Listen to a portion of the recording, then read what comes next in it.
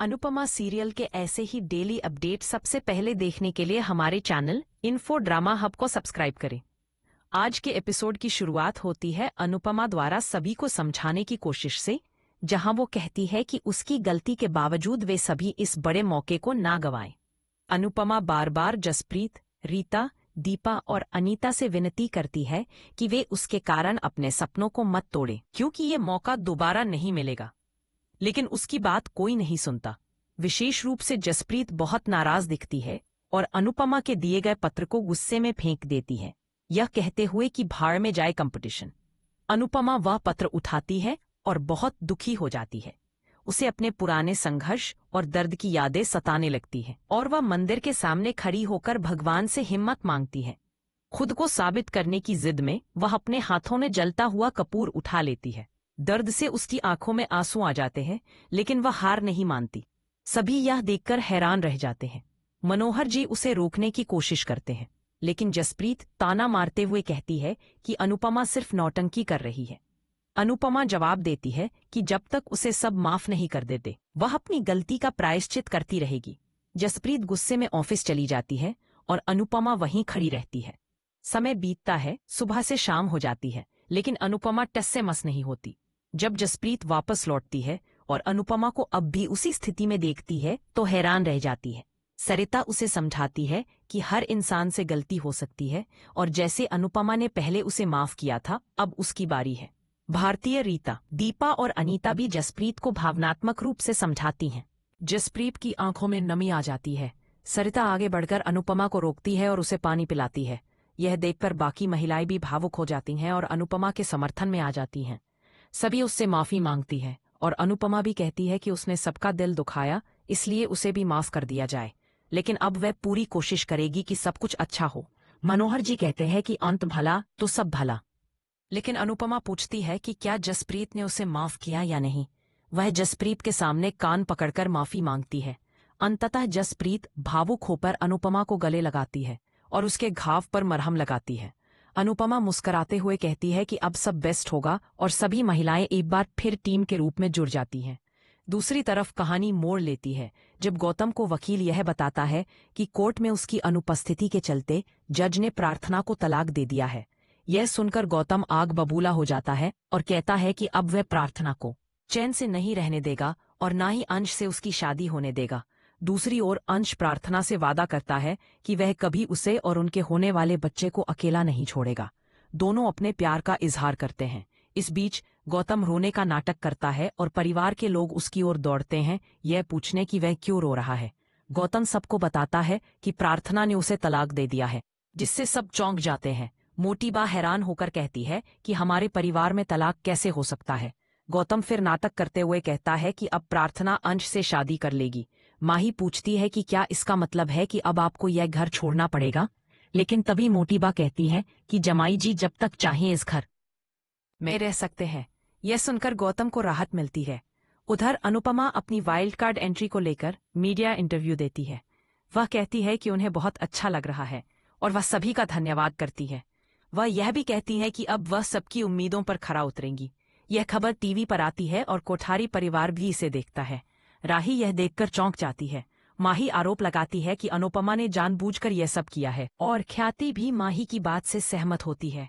मोटीबा कहती है कि अनुपमा अब सेमीफाइनल का बदला फाइनल में लेना चाहती है। राही गुस्से में आकर टीवी का रिमोट फेंक देती है और गौतम यह देखकर खुश हो जाता है।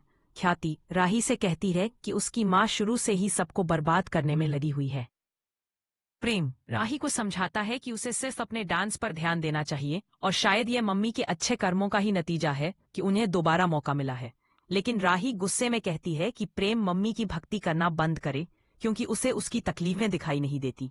दूसरी ओर अनुपमा खुशी से अपनी पूरी टीम के साथ डांस कर रही होती है, लेकिन उसे राही का गुस्सा याद आता है। इसके बावजूद वह ठान लेती है कि अब उसे केवल अपने लक्ष्य पर ध्यान देना है और वह मुस्कुराते हुए डांस जारी रखती है। इसी बीच राही प्रेम से पूछती है कि वह किस टीम को सपोर्ट करेगा, और जब प्रेम कोई जवाब नहीं देता तो राही कहती है कि वह उसके लिए फैसला आसान बना देती है और घोषणा करती है कि वह फाइनल मुकाबले में हिस्सा नहीं लेगी। सभी यह सुनकर दंग रह जाते हैं। राही कहती है कि अगर सबको यही लगता है कि वह सेमीफाइनल केवल किसी और की वजह से जीती थी, तो वह फाइनल से हटकर उनका एहसान चुका देगी। प्रेम उसे रोक नहीं पाता और स्तब्ध रह जाता है। मनोहर जी जब अनुपमा के सामान के बारे में बताते हैं कि वह उनके घर पर रह रही है, तो जसप्रीत को अपने व्यवहार पर पछतावा होता है और वह दुखी होकर अनुपमा से माफी मांगती है। अनुपमा उसे सांत्वना देती है और कहती है कि वह उसके गुस्से को समझती है, इसलिए इतना मत सोचो।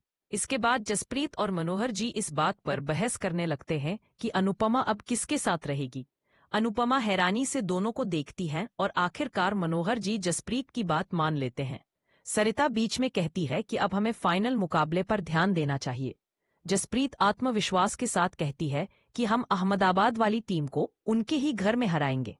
यह सुनकर अनुपमा को अहमदाबाद की पुरानी यादें सताने लगती हैं और वह थोड़ी घबरा जाती है, लेकिन तुरंत खुद को संभालते हुए वह तय करती है कि अब वह अपने अतीत से नहीं भागेगी और अपनी टीम के लिए पूरी ताकत से लड़ेगी।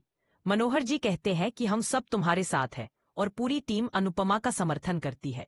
दूसरी तरफ शाह हाउस में तोशु जोर जोर से हंस रहा होता है।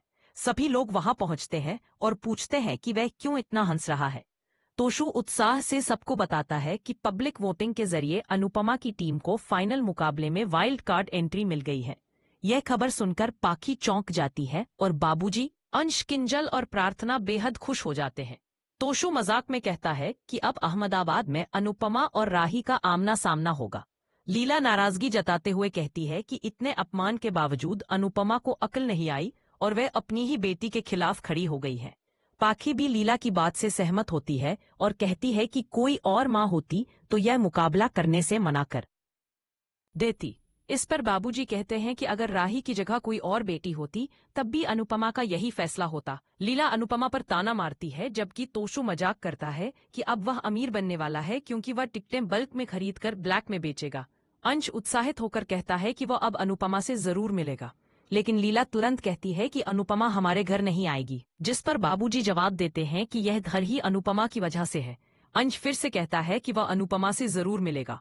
दूसरी तरफ अनुपमा अपनी टीम को समझाती है कि हमें सिर्फ अपने लक्ष्य पर ध्यान देना है और दूसरों की बातों से बिल्कुल प्रभावित नहीं होना है। उसकी टीम उसके आत्मविश्वास से प्रेरित होती है और सब उससे सहमत होते हैं। इसी बीच सरिता दुखी होकर कहती है कि अब वह डांस रानीज की मेंबर नहीं है, जिस पर अनुपमा उसे समझाती है कि वह हमारी टीम की मैनेजर बन सकती है और हमें गाइड कर सकती है। यह सुनकर सरिता खुशी से मुस्कुराती है।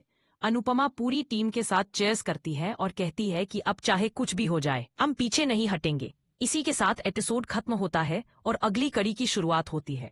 अगले एपिसोड में दिखाया जाता है कि अनुपमा की टीम फाइनल मुकाबले के लिए अहमदाबाद पहुंचती है और सभी अपनी टीम के पोस्टर देखकर बेहद उत्साहित हो जाते हैं। हालांकि अनुपमा के चेहरे पर बेचैनी साफ